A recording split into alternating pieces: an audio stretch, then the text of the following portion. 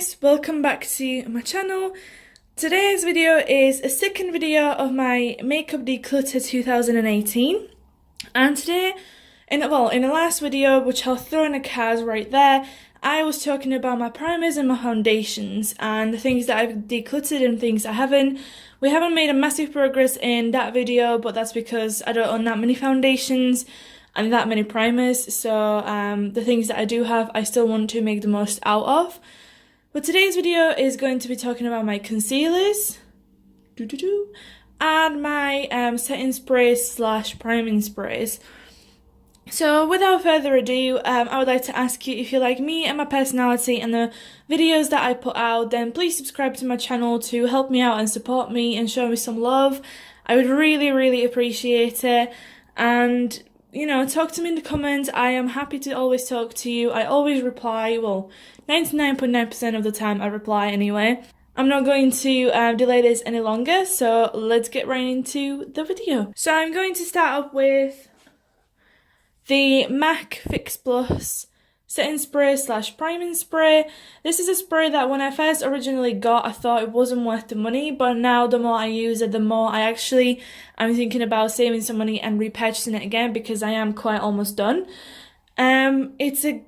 It doesn't work for me as a setting spray after I finish my makeup, because it makes me too it makes me too dewy and my foundation starts melting up within an hour of wearing this.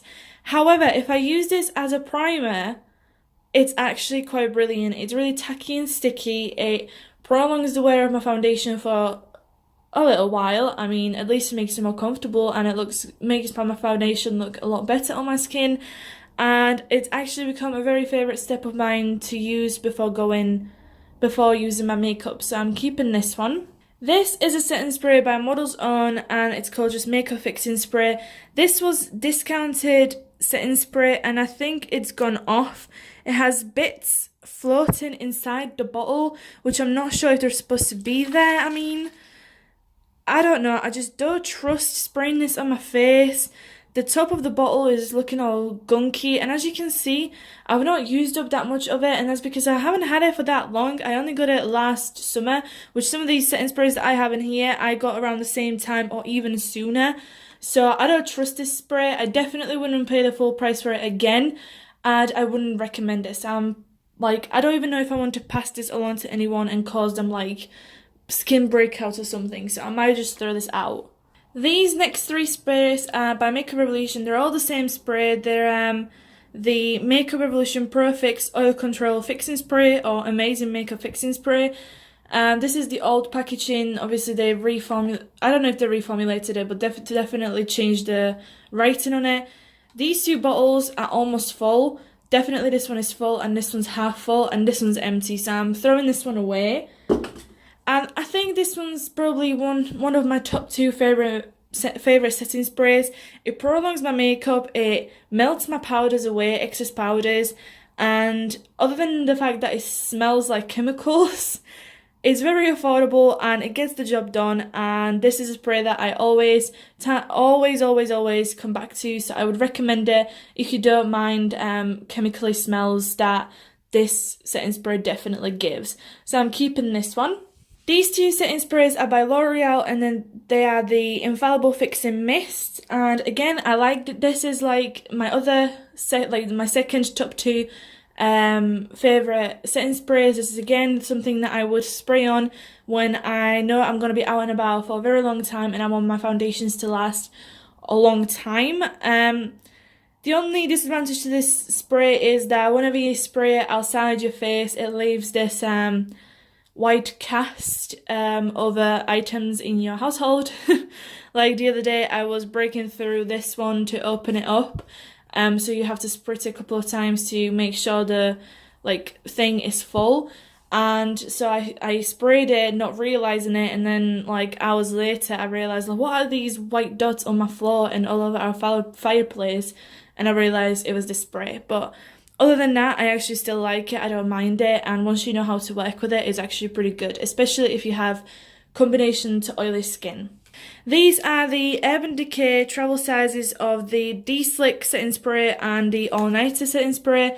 I don't like either of these. The de-slick one is supposed to be oil control, but I haven't noticed any difference to how soon my oils come through on my everyday life. So I don't think that this did anything. And the all-nighter, I am not obsessed with like the rest of the beauty community apparently. So even though there is something left still in these sprays, I am going to be passing them along now or throwing them out because I don't think they're worth the money. I wouldn't repurchase the full price of it, and I would much rather buy my Makeup Revolution one over these ones just because I'm not gonna fall for the YouTube hype over these sprays. So I'm getting rid of these. This next spray is by Makeup Revolution and it is the Pro Base Aqua Priming Base. It's good, it gets the job done, it hydrates my skin. It isn't as good as the MAC Fix Plus, but I am going to hold on to this to use it up and then get rid of it, but probably will repurchase. These next two sprays are just like the Makeup Revolution one. They are the Freedom and I Heart Makeup like fixing sprays. They smell chemically just like the Makeup Revolution one. They cost around the same as the Makeup Revolution one, and other than the fact that this particular one has a cute packaging, they're basically the same thing in my opinion. So I'm going to hold on to these, use them up, get rid of the packaging, not repurchase these because I can just keep buying my Makeup Revolution one, and that's what I would recommend to you unless you want this cute pink packaging. And these last two sprays are e.l.f, which is Matte Magic Mist and Set. Again, I haven't noticed any difference to this spray. It's quite pricey and it doesn't actually mattify me any more than I normally would be with all the powders that I put on. So I think I'm going to pass this along to someone. And this is a Flawless Mist and Fix Makeup Setting Spray Dewy Finish by Barry M. Again, excuse me, again, pricey setting spray, like, compared to the other setting sprays in the drugstore. However, I don't know if this is a good thing or bad thing, depends on what you're looking for. I was scared to buy this because of the dewy finish stuff, but it actually doesn't make me that dewy, and my foundation lasts roughly the same time with or without this on. So I'm going to keep it, and I might, like, think about repurchasing it again. But obviously, if you're someone who's looking for exactly that dewy finish, then I don't think you should buy this one in particular because it definitely didn't give me any extra dewy finish. So I'm keeping this one, passing along this one. Now to the bit that we will be cutting a bit more harshly. I can already tell you that I am going to be getting rid of 3 of these 4 palettes. So first of all, we have the Technique Colour Fix Colour Correcting Palette, which was pretty affordable, to be fair. Excuse me. There you go.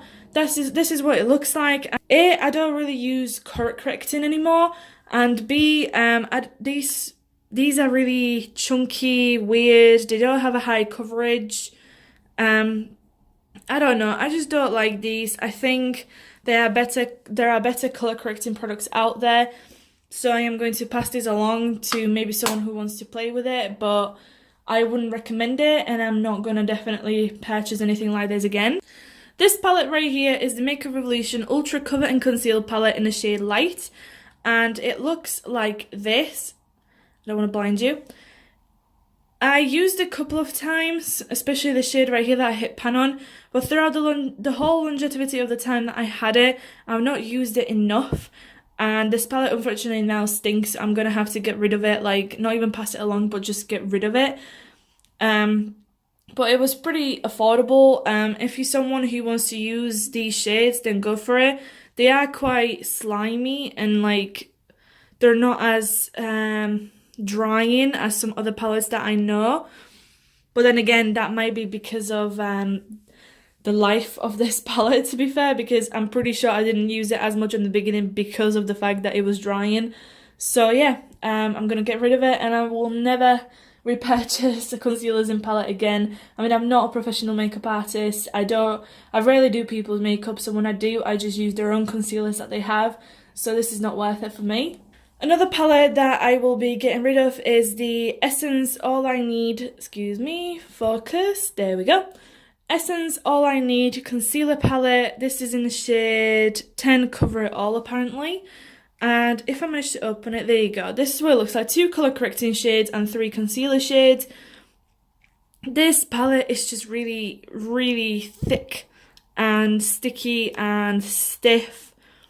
And it's not high coverage. And it's definitely not good for my combination skin, especially considering that my skin is my skin is very dry on the beginning of the whole makeup process. So I'm just going to get rid of this. And again, I'm just not much of a concealer, colour corrector, pan, palette type of person, so this was probably a waste of money, even though it was quite affordable. This last palette, which is the Makeup Revolution Pro HD Cream Contour palette in the shade Fair. This is the only palette that I am going to be keeping in terms of these types of concealer and like contour cream products in the pans. They're interesting shades. The only thing I have to figure out is how to make them a bit more creamier and a bit more like, not as stiff and dry, to be fair. But other than that, it's a pretty good palette. I've not been able to use it as much because it is really drying. But once I get a product that will help me to make it a bit creamier and stuff like that, then I'm sure I will enjoy this palette a lot, so I'm keeping it. These concealers from Makeup Revolution, I have mine in the shade C1 and C2. There's two C1s and two C2s. C1 fits me better than C2, but I can still pull off just about the C2. I like them, they're good, they're high coverage. The only shame about them is that the stopper is actually stopping you from getting what's on the bottom over here. So once you get to that point, you have to remove the stopper to get to the rest of your concealer. But other than that, I think they are super affordable, they're really good.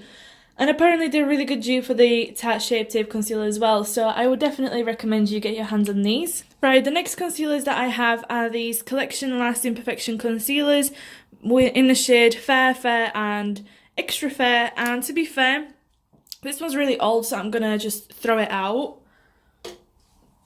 But these two are a bit newer. This one's the newest, which is the new release that they did Extra Fair. And to be fair, to point out this concealer, once you first apply it, it is actually lighter than this, but it oxidizes to the point when it is just as dark as this. So, I mean, it is up to you whether you can deal with it or whether you're just going to go for this one, because it's basically the same thing after this oxidizes, which it oxidizes pretty straightforward, like pretty straight away. But it is a good concealer. It's quite affordable. It's good coverage and it lasts pretty long time. So I am going to be holding on to both of these just because I don't know how old this one is. But I would definitely recommend. This concealer right here was the biggest failure. I'm pretty sure it is the e.l.f. concealer.